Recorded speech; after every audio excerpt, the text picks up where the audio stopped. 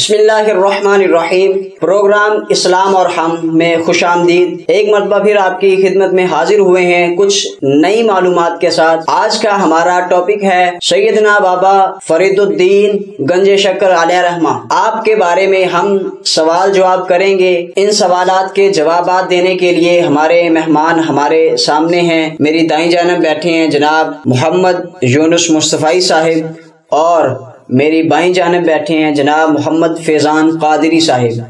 تو پہلا سوال ہم جناب محمد یونس مصطفی صاحب سے کرتے ہیں کہ بھائی آپ ہمیں جناب حضور سیدی مرشدی بابا فرید الدین گنج شکر علیہ رحمہ کی حالات زندگی کے بارے میں ہمیں کچھ بتلائیے کہ وہ کہاں پیدا ہوئے اور کس سن میں پیدا ہوئے۔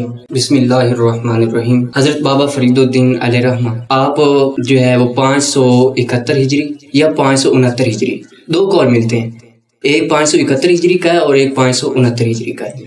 آپ علیہ رحمہ بمطابق 1175 عیسوی میں پیدا ہوئے مدینۃ الاولیاء ملتان شریف کے قصبہ کھتوال میں۔ آپ علیہ رحمہ کے والد ماجد کا نام حضرت شیخ جمال الدین سلیمان علیہ رحمہ ہے، جو کہ نہایت سکہ بند عالم دین اور صوفی باصفات تھی۔ آپ علیہ رحمہ کی والدہ ماجدہ جو کہ نہایت ہی صالحہ خاتون تھی، اور آپ علیہ رحمہ کی والدہ ماجدہ کا نام جو ہے وہ حضرت بی بی کرسم خاتون علیہ رحمہ ہے۔ آپ علیہ رحمہ کے والد ماجد کا وصال ہونے کے بعد آپ کی تربیت کا انتظام و اہتمام آپ کی والدہ ماجدہ نے کیا۔ اس کے بعد آپ علیہ رحمہ نے اپنی ابتدائی تعلیم اپنے آبائی علاقے میں حاصل کی۔ اس کے بعد اعلیٰ تعلیم کے لیے آپ مدینۃ الاولیاء مرکز میں تشریف لے گئے اور وہاں سے آپ نے علوم مروجہ پر عبور حاصل کیا۔ اس کے بعد آپ علیہ رحمہ جو ہے دوران طالب علمی میں آپ نے حضرت بختیار کاکی علیہ رحمہ کی بیعت کی، اور تحصیل علم دین کے بعد آپ علیہ رحمہ کو خلافت سے نواز دیا گیا۔ سبحان اللہ، سبحان کیا آپ علیہ رحمہ کی جو وفات ہے وہ 5 محرم الحرام بمطابق 17 اکتوبر 1265 عیسوی میں ہوئی۔ آپ علیہ رحمہ کا مزار مبارک جو ہے وہ پاکستان کے صوبہ پنجاب کے فیمس سٹی پاک پتن شریف میں موجود ہے، اور لوگوں کی زیارت گاہ کے لیے جو ہے وہ لوگ وہاں پہ آتے ہیں اور وہاں سے فیض پا رہے ہیں۔ ماشاء اللہ، یونس بھائی نے ہمیں بابا فرید الدین گنج شکر علیہ رحمہ کی زندگی کے بارے میں کچھ اہم معلومات دی جس سے ہم پہلے آگاہ نہ تھے، اور آپ نے جن کے ہاتھ پہ بیعت کی ان کا نام بھی بتایا، آپ کے پیر و مرشد کون تھے یہ بتایا۔ اور اگر آپ کے پیر و مرشد کی بات کریں، آپ نے تو ولایت کے اندر رتبہ پایا ہی ہے۔ اگر آپ کے پیر صاحب کی بات کریں تو وہ بھی کمال ہستی تھی۔ آپ کے بارے میں ایک قول معروف ہے کہ آپ کی بارگاہ میں حضور 2 بندے آتے ہیں، وہ سلام عرض کرتے ہیں تو جناب بختیار کاکی علیہ رحمہ آپ 2 مرتبہ جواب دیتے ہیں، تو جو پاس حضرات تھے وہ کہتے ہیں کہ یا شیخ سمجھ نہیں آئی، آج تک ایسا معاملہ نہیں ہوا کہ سلام ایک ہو جواب 2 ہو، آج ایسا کیوں ہوا؟ کہا جاؤ بندوں کو بلا کے لاؤ۔ جب بندوں کو بلایا گیا نا تو پوچھا کہ آج سلام تو ایک تھا تو شیخ نے جواب 2 کیوں دیے ہیں؟ بندے کہتے ہمیں تو پتہ نہیں، ہم تو پہلی مرتبہ ان سے مل رہے ہیں۔ تو آپ جلال کے اندر آ جاتے ہیں، فرماتے ہیں کہ اے بندو تم بھول گئے ہو، مگر میں نہیں بھولا، میں ماں کے پیٹ کے اندر تھا، تم آئے تھے، سلام عرض کیا تھا، میں سن رہا تھا، جواب نہیں دے سکا۔ ایک اس سلام کا جواب ہے، ایک اب کے کا جواب ہے۔ یہ ہے جناب بختیار کاکی علیہ رحمہ جن کے ہاتھ پہ جناب فرید الدین گنج شکر علیہ رحمہ نے بیعت کی تھی۔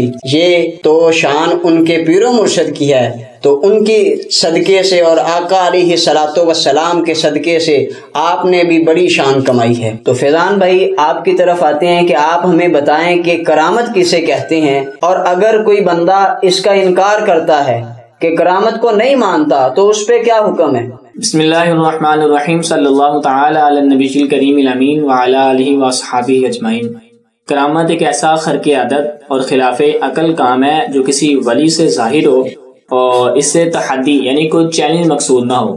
مثال کے طور پر عقل اس بات کو تسلیم نہیں کرتی کوئی انسان پانی کے اوپر بغیر کسی ذرائع کے چلے، عقل اس بات کو نہیں مانتی کہ بندہ کسی مردے کو زندہ کرے، عقل اس بات کو نہیں مانتی کہ انسان اپنے وقت میں رہ کر متعدد مقامات پر ایک ہی وقت میں جائے، عقل اس بات کو نہیں مانتی کہ انسان بغیر کسی ذرائع کے ہوا کے اندر پرواز کر سکے، عقل اس بات کو نہیں مانتی۔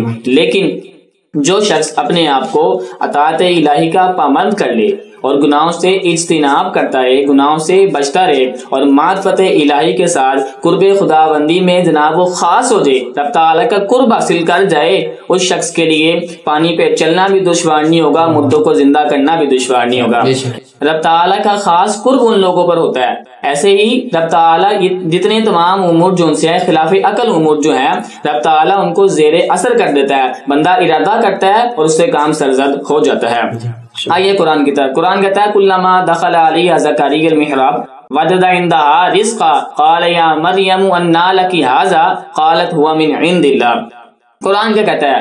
جناب زکریا علیہ السلام جب بھی سیدہ مریم سلام اللہ علیہا آپ جہاں عبادت کیا کرتی تھی جس حجرے کے اندر، آپ جب اس حجرے کے باہر سے گزرا کرتے تو کیا دیکھتے ہیں کہ وہاں پہ بے موسمی پھل پڑے ہوتے ہیں۔ اللہ اکبر۔ آپ پوچھتے ہیں قال یا مریم انا لک ھذا، اے مریم یہ کہاں سے آئے ہیں؟ آپ فرماتی ہیں قالت، فرماتی ہے ہوا من عند اللہ، یہ اللہ کی طرف سے آئے ہیں۔ اب دیکھیں سیدہ مریم سلام اللہ علیہا آپ نبیاں نہیں ہیں، لیکن پھر بھی آپ کے حجرے کے اندر مثال کے طور پہ جو گرمیوں والے پھل ہیں وہ سردیوں کے اندر، اور جو سردیوں والے پھل ہیں وہ گرمیوں کے اندر، بے موسمی پھل آپ کے حجرے کے اندر آ رہے ہیں۔ یہ کس وجہ سے آ رہے ہیں؟ رب تعالیٰ کا قرب حاصل کرنے کی وجہ سے آ رہے ہیں۔ امام خازن رحمۃ اللہ تعالی علیہ اس آیت کے ضمن میں لکھتے ہیں کہ اولیاء اللہ سے ان کرامات کا جواز اور ان سے خلاف عقل کام سرزد ہونا، ان سے یہ کام ظاہر ہونا، یہ آیت اس بات پر دلیل ہے کہ اولیاء اللہ سے، اللہ کے نیک لوگوں سے خلاف عقل کام، یعنی جس چیز کو عقل ایکسیپٹ نہیں کرتی، نہیں مانتی کہ یہ کام نہیں ہو سکتا، لیکن آپ نے فرمایا کہ تفسیر خازن کے اندر جناب کہ یہ جو معاملات ہیں جو جس بات کو عقل نہیں مانتی وہ بھی اللہ کے نیک بندوں سے سرزد ہو سکتے ہیں۔ اور رہ گئی بات جو لوگ اللہ کے نیک ولیوں کی کرامات کا انکار کرتے ہیں تو ان کے بارے میں جناب یہی حکم ہے، ایسا بندہ گمراہ ہے، بد عقیدہ ہے اور خارج اہل سنت ہے، اہل سنت کے ساتھ اس بندے کا کوئی تعلق نہیں ہے۔ ماشاء اللہ فیضان بھائی، آپ نے بہت ہی خوبصورت انداز سے ہمیں کرامت کے بارے میں آگاہ کیا کہ کرامت ہے کیا چیز، اور اگر اس کا انکار کوئی بندہ کرتا ہے تو اس کے بارے میں کیا حکم ہے۔ بلکہ آپ نے تو قرآن پاک سے اس کو ثابت کیا ہے کہ یہ اولیاء اللہ سے سرزد ہوتی ہیں۔ اور میں اس کے ضمن میں کچھ کہنا چاہتا ہوں کہ اکثر لوگ کہتے ہیں کہ کئی اولیاء اللہ جو بیٹھے ہیں یا اللہ کے نیک بندے جو گزر گئے ہیں ان سے کرامت کوئی سرزد نہیں ہوئی، تو ایسا نہیں ہے کہ کسی اللہ کے بندے سے کوئی کرامت سرزد نہ ہو تو اس کو اللہ کا ولی نہ ماننے۔ اب ہر ولی سے کرامت سرزد ہونا یہ لازمی نہیں ہے، بالکل، یعنی کہ جو اللہ کا بندہ ہے ولایت کے درجے پہ فائز ہے اس سے کرامت سرزد ہونا لازمی نہیں ہے جی، ٹھیک ہے۔ یہ ہو سکتا ہے کہ وہ کرامت اس سے سرزد نہیں ہو رہی ہے مگر وہ اللہ کا ولی ہے، رب تعالیٰ کے ہاں اس کا خاص مقام اور مرتبہ ہے نا جی جناب۔ بے شک، ایسے بالکل۔ تو یونس بھائی ہمیں یہ بتلائیں کہ جناب حضرت سیدنا فرید الدین علیہ رحمہ کی زبان کی تاثیر کیسی تھی، اور اس کے ساتھ یہ بھی بتلا دیجئے گا کہ آپ گنج شکر علیہ رحمہ یہ جو آپ کو لقب ملا یہ کس طرح آپ کو ملا اور کس طرح اس سے معروف ہوئے؟ دیکھیے آپ نے ایک سوال کے اندر دو سوال کر دی۔ پہلا آپ نے بابا فرید الدین مسعود گنج شکر علیہ رحمہ کی زبان کی تاثیر کے حوالے سے کیا، اس کے حوالے سے یہ ہے کہ آپ علیہ رحمہ جو ہے اپنی بیٹھک لگائے ہوئے تھے، ایک شخص آپ کی بارگاہ میں آتا ہے اور عرض کرتا ہے بابا جی میری کئی بیٹیاں ہیں، کئی لڑکیاں ہیں، میں نے ان کی شادی کرنا ہے لیکن ان کے اخراجات میرے بس کی بات نہیں ہے، ان کے اخراجات اٹھانا میرے بس کی بات نہیں ہے، یعنی کہ وہ غریب تھا، جی غریب الحال تھا، تو کہا ان کے اخراجات اٹھانا میرے بس کی بات نہیں ہے، آپ کوئی دعا فرما دیں یا کوئی ایسا وظیفہ بتا دیں کہ میں اس پہ عمل کر کے جو ہے ان کے اخراجات برداشت کر لوں۔ تو آپ علیہ رحمہ بیٹھے ہوئے تھے تو ساتھ ایک مٹی کا ڈھیلا اٹھایا اور اس پہ سورہ اخلاص پڑھ کے دم کی۔ اللہ اللہ۔ اب جو ہی سورۃ اخلاص پڑھ کے دم کرتے ہیں تو وہ مٹی کا ڈھیلا نہیں رہتا بلکہ وہ سونا بن جاتا۔ اللہ، کیا کہنا، سبحان اللہ۔ اور آپ علیہ رحمہ آپ اس سے فرماتے ہیں کہ اس کو لے جاؤ اور بیچ کر اپنی بیٹیوں کا جہیز خریدو اور ان کی شادی کر دو۔ سبحان اللہ۔ اب اس شخص کے دل میں یہ ہرس پیدا ہو گیا، یہ لالچ پیدا ہو گئی، دیکھو یار گیا تھا دعا لینے لیکن آج سونا بنانے کا وظیفہ ہاتھ آ گیا. اللہ. چلو کیوں نہ گھر جاؤں اور جا کے جو ہے سونا ہی بناتا رہوں, یعنی کہ مٹی پکڑوں اور سونا بناتا رہوں. اب وہ گھر جاتا ہے اور مٹی کے ڈھیر اکٹھے کرنے لگ جاتا ہے, مٹی کا ڈھیر لگا دیتا ہے اور اس پہ سورہ اخلاص پڑھنا شروع کر دیتا ہے. پڑھ کے تھک جاتا ہے, تھک ہار کے نا کوئی خاطر خواہ نتیجہ نہیں نکلتا جب, تو اپنے ایک دوست کے ہاں جاتا ہے اور اسے یہ سارا ماجرا بیان کرتا ہے کہ بھائی یہ بات اس طرح ہے اور اس طرح ہوئی ہے. تو اس کا دوست بھی بڑا عقل مند تھا, بڑا دانا تھا, کہنے لگا ارے بھائی بڑے بے وقوف ہو, سورہ اخلاص وہی ہے, سورہ اخلاص وہی ہے, لیکن بابا فرید کی زبان کہاں سے؟ اللہ. تو یہ تھی ان کے زبان کی تاثیر. یعنی ہم اپنی زبان سے ہم سمجھتے ہیں کہ ہماری زبان کے اندر وہ تاثیر وہ لہجہ ہے, نہیں صاحب, وہ تحصیر وہ لہجہ ہماری زبان کے اندر نہیں ہے. یعنی کہ جو اللہ کا دوست بن جاتا ہے پھر جو اس کی زبان سے نکلتا ہے اللہ تعالیٰ اس کو پورا کر دیتا ہے. اور یہ ایسے ہی نہیں ملتی. اور یہ جو ہے انہوں نے اپنی زبان پہ کبھی جھوٹ نہیں بولا, اللہ, کبھی کسی کی غیبت نہیں کھائی, سبحان اللہ, چغلی نہیں کھائی, سبحان اللہ. تو اسی وجہ سے ان کو یہ جو ہے رتبہ ملا اور یہ مقام ملا. یونس بھائی اس پہ مجھے بات یاد آ رہی ہے کہ کسی مدرسہ میں پانی کھا رہا تھا, استاذ نے بچوں کی ڈیوٹی لگائی کہ فلاں ٹیلے سے جو ہے نا پانی بھر کے لانا ہے, وہاں کا پانی میٹھا ہے. وہ جاتے ہیں, مٹکے اٹھاتے ہیں, جاتے ہیں, روزانہ لے کے آتے ہیں. ایک دن جو ہے نا بابا جی سے ملاقات ہوتی ہے. آپ فرماتے ہیں کہ بیٹا کدھر جا رہے ہو؟ کہتے ہیں ہمارے مدرسے کا تو پانی کھارا ہے, کڑوا ہے, تو ہم میٹھا پانی لینے جا رہے ہیں. تو کہتے آج پانی جو ہے نا ہم یہاں پہ میٹھا کرتے ہیں, پانی بھرو. کہتے نہیں ہمیں استاذ ماریں گے. کہا میں کہہ رہا ہوں آپ پانی یہاں سے بھرو, میٹھا پانی آئے گا. انہوں نے پانی بھرا, الحمد شریف پڑھی اور پھونک ماری, پانی میٹھا ہو گیا. اب جاتے ہیں, استاذ صاحب پوچھتے ہیں کہ بیٹا آج بڑی جلدی آئے ہو, خیر ہے؟ کہا فلاں جو ہے نا جگہ پہ ہمیں بابا جی ملے تھے, سورۃ فاتحہ پڑھی ہے, پھونک ماری ہے, پانی میٹھا ہو گیا. کہتے پھر وہ تو بابا تھا, ہم تو بڑے قاری ہیں, ہم بھی پھونک مارتے ہیں. وہ پڑھ کے شام ہو جاتی ہے, پھونک مارتے رہتے ہیں, پانی کھارے کا کھارا رہتا ہے, میٹھا نہیں ہوتا. تو پھر آپ نے جس طرح کہا کہ عقل مند نے کہا تھا کہ زبان بھی فرید والی ہونی چاہیے, بالکل ایسی. تو حالانکہ انہوں نے پڑھی تو سورۃ فاتحہ تھی, جی انہوں نے بھی فاتحہ پڑھی تھی قاری صاحب نے, مگر نکلی جب رب کے یار کی زبان سے تھی تو پانی میٹھا ہو گیا. بالکل ایسی. اب آپ اور دوسرا سوال جو آپ نے کیا تھا وہ یہ تھا کہ بابا فرید الدین مسعود گنج شکر کو گنج شکر کیوں کہا جاتا ہے, گنج شکر پکارنے کی وجہ کیا ہے. بیسیکلی جو اس کی روایات ہیں وہ ڈیفرنٹ ہیں. جو مین 3 جو ہے اس کے اندر روایات ملتی ہیں ان میں سے 2 میں آپ کے سامنے رکھنا چاہوں گا. پہلی, اس بات کو محقق ڈاکٹر عابد نظامی صاحب لکھتے ہیں کہ یہ بات تاریخ فرشتہ کے اندر مرقوم ہے کہ آپ کی والدہ ماجدہ آپ کو بچپن میں ہی پکا نمازی بنانے کے لیے آپ کی جائے نماز کے نیچے شکر کی پڑیاں رکھ دیا کرتی تھی اور فرماتی تھی کہ بیٹا جو لوگ اللہ کی نماز پڑھتے ہیں نا, جو لوگ نماز پڑھا کرتے ہیں اللہ ان کو شکر عطا فرماتا ہے. اب بیٹے نے نماز پڑھنا شروع کر دی اور وہ روزانہ چپکے سے جائے نماز کے نیچے جو ہے وہ شکر کی پڑیاں رکھ دیا کرتی. اس طرح کام چلتا رہا. ایک دن ایسا ہوا کہ کسی وجہ سے آپ کی والدہ ماجدہ جو ہے وہ شکر کی پڑیاں رکھنا بھول گئی. جب انہیں بعد میں خیال آیا تو پوچھا بیٹا مسعود کیا تم نے نماز پڑھ لی ہے؟ تو بیٹے مسعود نے ادباً سر جھکائے جواب دیا ہاں امی جان نماز پڑھ لی ہے اور شکر بھی کھا لی ہے. لیکن جو ساتھ بابا فرید الدین گنج شکر علیہ الرحمہ نے جواب دیا وہ سننے کے قابل ہے.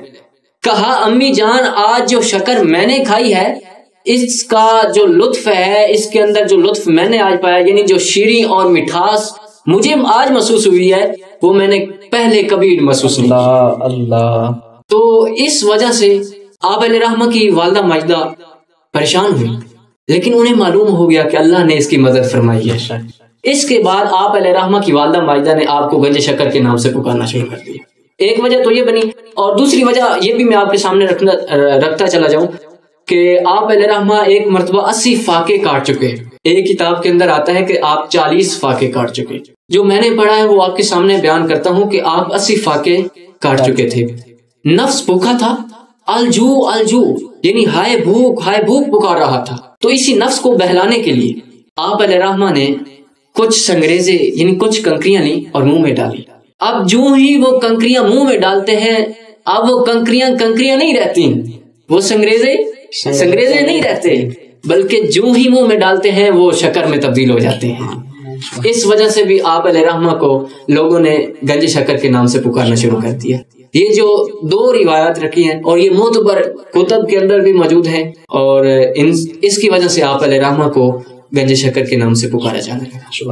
ماشاء اللہ, آپ نے بہت ہی اچھے انداز سے ہمیں آپ کے گنج شکر کہنے کی وجہ بتائی, آپ کس طرح معروف ہوئے گنج شکر کے لقب سے, اور آپ کی زبان کی تاثیر و مٹھاس کیسی تھی یہ بھی آپ نے بتایا.